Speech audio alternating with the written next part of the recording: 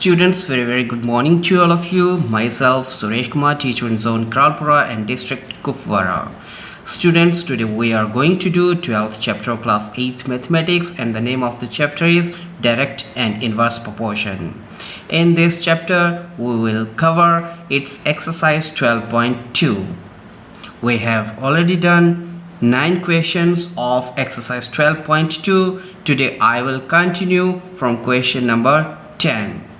Only 2 questions are left from this exercise, so we will continue from question number 10. Let's start it. देखिए question number 10 कहता क्या है, पहले उसको समझ लेते हैं. 2 persons could fit new window in a house in 3 days. मतलब 2 बंदे हैं जो कि एक घर में अगर विंडोज़ को लगाना चाहते हैं तो 3 दिन के बीच में वो उस काम को ख़त्म कर देते हैं. इसी से रिलेटेड फर्स्ट क्वेश्चन क्या कहता है, one of the person, if one of the person fell ill before the work started, how long would the job take now. मतलब काम शुरू होने से पहले ही अगर एक बंदा बीमार पड़ गया, कितने बंदे थे काम पे, 2 बंदे थे, तो एक बंदा काम शुरू होने से पहले ही अगर बीमार पड़ गया तो बताओ भाई अब कितने दिन लगेंगे उस काम को ख़त्म करने के लिए. 2 बंदे थे तो 3 दिन में काम ख़त्म हो रहा था. तो जब एक ही बंदा रह जाएगा, एक क्योंकि बीमार पड़ गया, तो कितने दिन में काम ख़त्म होगा, 6 दिन में काम ख़त्म होगा. ये तो ऐसे पता चल रहा है, लेकिन हम इसको सॉल्व करके देखेंगे. इसी से रिलेटेड सेकेंड क्वेश्चन क्या कहता है, how many persons would be needed to fit the window in 1 day. अगर कहता है कि एक ही दिन में सारे काम को ख़त्म करना है तो बताओ भाई कितने बंदों की ज़रूरत पड़ेगी. सबसे पहले हम इसका टेबल बना लेते हैं, ठीक है, उसके बाद इसको हम सॉल्व करेंगे. तो टेबल में जिन 2 क्वांटिटीज़ को मैं लूँगा उसको टेबल में कुछ इस तरीके से लिखूँगा, क्योंकि यहाँ पर जो 2 क्वांटिटीज़ जिनका कंपैरिजन हो रहा है वो है नंबर ऑफ पर्सन्स और number of days to complete the work. तो हम लिखेंगे एक साइड में क्या लिखेंगे, नंबर ऑफ पर्सन्स या नंबर ऑफ लेबर्स, कुछ भी लिख सकते हो, नंबर ऑफ पर्सन्स, और इस साइड में लिखेंगे number of days to complete work. काम को ख़त्म करने के लिए, खिड़कियां लगाने के काम को ख़त्म करने के लिए जितने दिन लग रहे हैं उसको इस साइड में लिखा. अगर इसको मैं x मानूंगा तो ये वाली क्वांटिटी हो जाएगी y. अब इसी क्वेश्चन के मुताबिक इस टेबल के बीच में मैं क्वांटिटीज़ को भरने की कोशिश करूं तो सबसे पहले व्हेन 2 पर्सन्स, ठीक है, जब 2 बंदे थे तो 3 दिन के बीच में काम ख़त्म हो रहा था.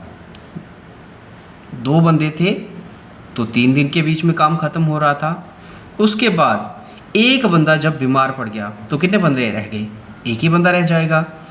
तो जब एक ही बंदा रह जाएगा क्योंकि एक बीमार पड़ गया, उस दौरान कितने दिनों में काम ख़त्म होगा. ये था क्वेश्चन नंबर 1 में पूछा हुआ. और दूसरा जो इसका पार्ट था उसमें क्या पूछा हुआ था, जब मैं एक ही दिन के बीच में काम को ख़त्म करना चाहता हूँ, ठीक है, जब एक ही दिन के बीच में काम को मैं ख़त्म करना चाहता हूँ तो बताओ भाई कितने बंदों की ज़रूरत पड़ेगी. ये आपको सवाल को निकालना था. तो क्योंकि यहाँ पर क्वांटिटीज़ इनडायरेक्ट प्रोपोर्शन में है. क्यों है इनडायरेक्ट प्रोपोर्शन में, जैसे जैसे नंबर ऑफ वर्कर्स आप बढ़ाते जाओगे, नंबर ऑफ पर्सन्स को बढ़ाते जाओगे, उतना ही कम टाइम या उतने ही कम दिन लगेंगे खिड़कियों को लगाने में. और जैसे जैसे पर्सन्स के नंबर को आप कम करते जाओगे उतने ही ज़्यादा टाइम लगेगा खिड़कियों को लगाने में. तो ये इन्वर्स प्रोपोर्शन में हो गया. तो मैं क्या लिख सकता हूँ, according to inverse proportion, according to inverse proportion,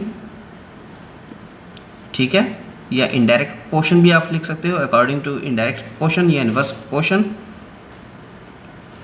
x1 into y1 equal to x2 into y2 equal to xn into yn के बराबर होता है. बिकॉज कि यहाँ पर कांस्टेंट जो होता है वो x इंटू वाई होती है इस टेबल के बीच में, ठीक है। इसीलिए x इंटू वाई की वैल्यू इस टेबल के बीच में पूरे में, ठीक है, x इंटू वाई की वैल्यू सेम रहेगी क्योंकि वो कांस्टेंट है। तो इसी चीज़ का इस्तेमाल करके हम अननोन क्वांटिटी को निकाल लेंगे। क्योंकि ये x है तो ये हो जाएगा x1, ये हो जाएगा x2 और ये हो जाएगा हमारे पास x3। वैसे ही ये y है तो ये y1 हो जाएगा, ये y2 हो जाएगा और ये हो जाएगा y3। तो अकॉर्डिंग टू इनवर्स प्रोपोर्शन अगर हम चलें तो मेरे पास x1 into y1 should be equal to x2 into y2, ठीक है। तो 2 इंटू 3, क्योंकि x1 जो है वो है 2 और y1 जो है वो है 3, it should be equal to x2 into y2। x2 तो हमारे पास 1 है, इंटू y2 कितना है हमारे पास वो पता नहीं है, उसी का तो हमको निकालना है। तो यहाँ से अगर मैं y2 की वैल्यू को अगर निकालूँ, ठीक है, क्योंकि y2 इंटू 1 y2 ही रहेगा, ठीक है। तो चाहे मैं इस 1 को इस साइड में लेके भी चला जाऊँगा तब भी इसकी वैल्यू वही रहेगी। 2 इंटू 3 6 होता है, और ये वाला 1 अगर मैं यहाँ पर लेकर भी आ जाता हूँ तब भी कोई फ़र्क पड़ने वाला नहीं है। चलो मैं लेके आ गया, तब भी क्या हो जाएगा 6/1 6 ही रहेगा, that should be equal to y2, ठीक है। वेरिएबल एक साइड कर लिए, नंबर एक साइड कर लिए, तो y2 की वैल्यू हमारे पास यहाँ पर क्या आ रही है 6 आ रही है।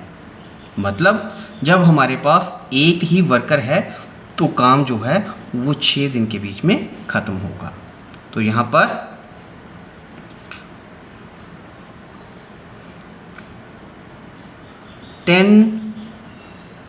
के फर्स्ट पार्ट का जो सोल्यूशन आ रहा है दैट इज 6 डेज,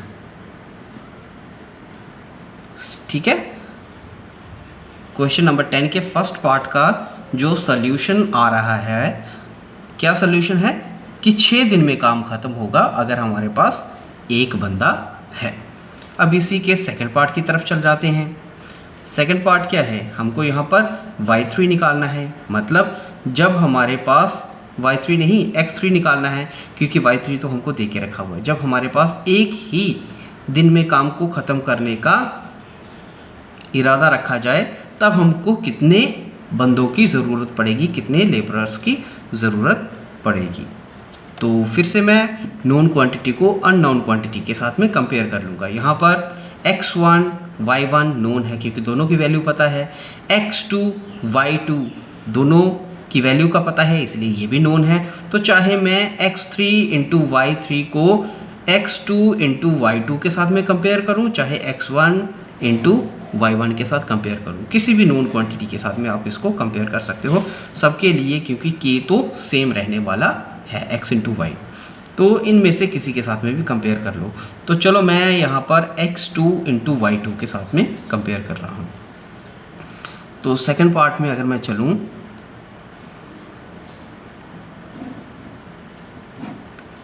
नाउ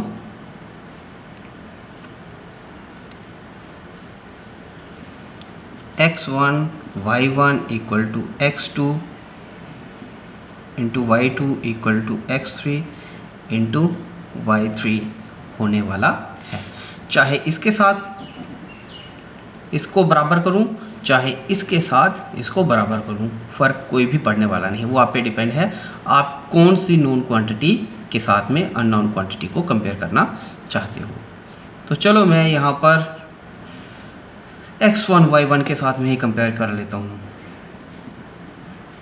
तो 2 into 3 should be equal to x3 into y3। y3 की वैल्यू तो हमको पता है 1 है, ठीक है। तो क्या हो जाएगा x3 इंटू 1 x3 ही रहेगा। तो यहाँ से हमारे पास क्या आ रहा है, यहाँ पर 2 इंटू 3 6 इक्वल टू x3।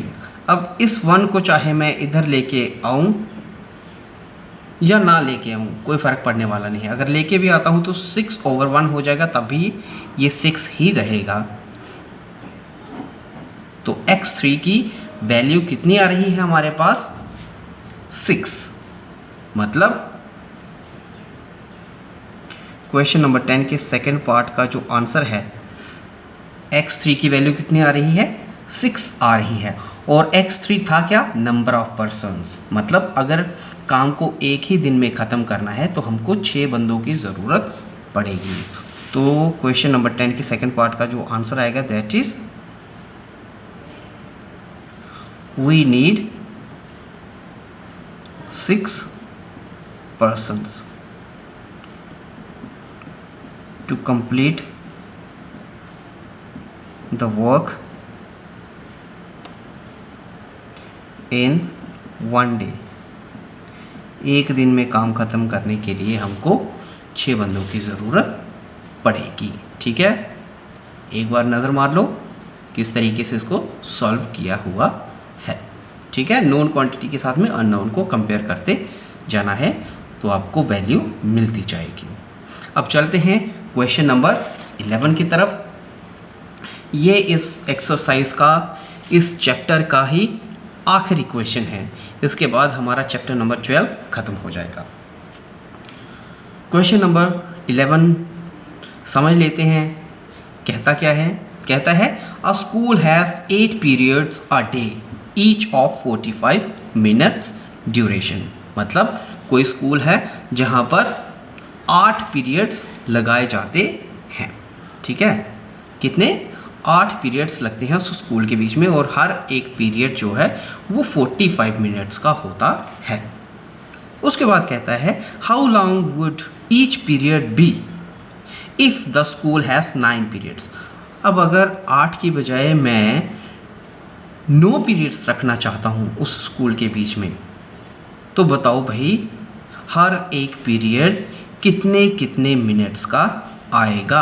अगर जो स्कूल का ड्यूरेशन है, जितने टाइम के लिए स्कूल लगता है, वो फिक्स्ड है, वो चेंज नहीं हो रहा है, तो बताओ भाई 8 की बजाय अगर मैं 9 पीरियड करूँगा तो कितने कितने मिनट का पीरियड आएगा। तो टेबल बनाएंगे सबसे पहले। इसके लिए किस किस चीज़ का टेबल बनेगा? ये किन 2 चीज़ों का, किन 2 क्वांटिटीज़ का हम यहाँ पर टेबल बनाएंगे?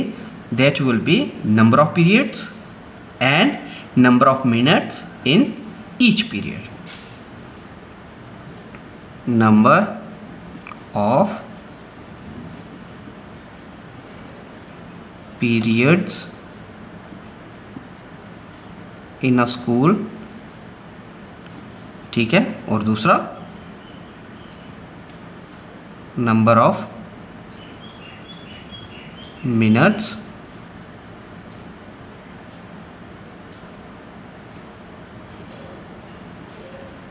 each period will have। ठीक है,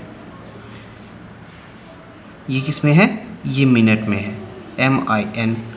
ठीक है, मिनट में लेंगे हम इस पीरियड को। तो यहाँ पर नंबर ऑफ पीरियड्स है और इस साइड में क्या लिया है? कितने मिनट्स का हर एक पीरियड होगा।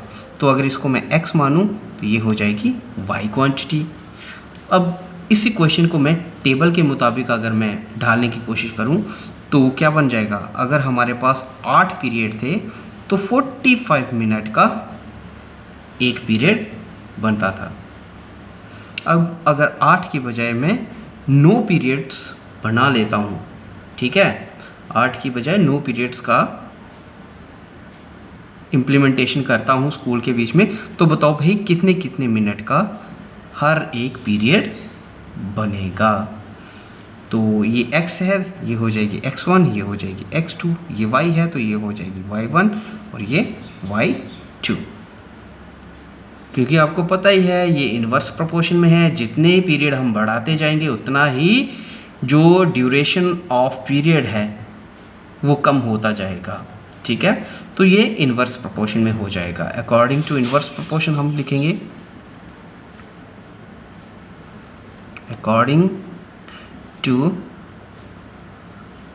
inverse proportion या indirect proportion,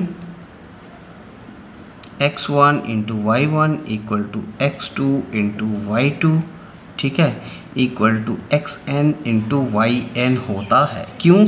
क्योंकि k जो है इनवर्स प्रोपोर्शन के केस में equal to x into Y होता है, कांस्टेंट जो है वो x इंटू वाई होता है। तो ये फार्मूला लगाएंगे हम, नोन क्वांटिटी के साथ में अननोन का कंपैरिजन कर देंगे। तो नोन कौन सी है? x1 इंटू वाई वन, ये नोन है क्योंकि x की भी वैल्यू पता है और यहाँ पर y की भी वैल्यू पता है। अननोन कौन सी है? x2 into Y two, x2 तो इसमें है लेकिन y2 की वैल्यू पता नहीं है, तो इसलिए जो x2 इंटू वाई टू है उसको मैं अननोन कह रहा हूँ। तो नोन क्वांटिटी के साथ में अननोन का कंपैरिजन करूँगा।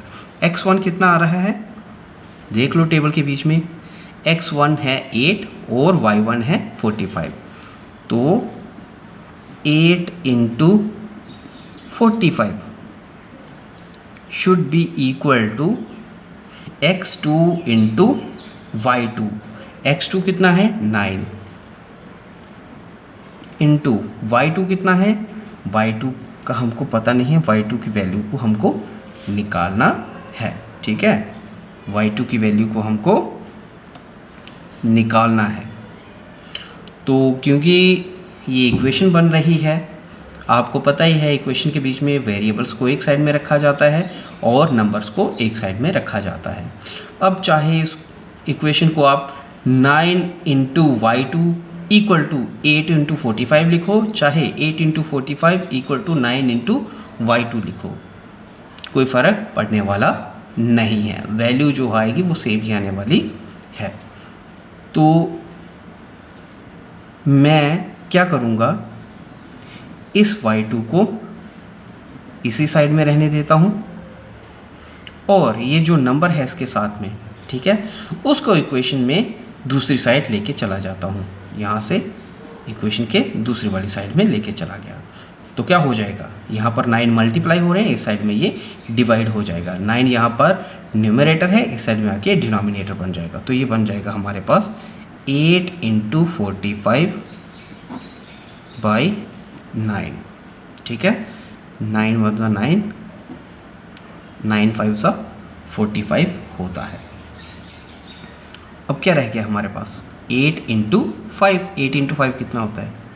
40 इक्वल टू y2। निकल गई आपके पास वैल्यू, y2 की वैल्यू निकल गई।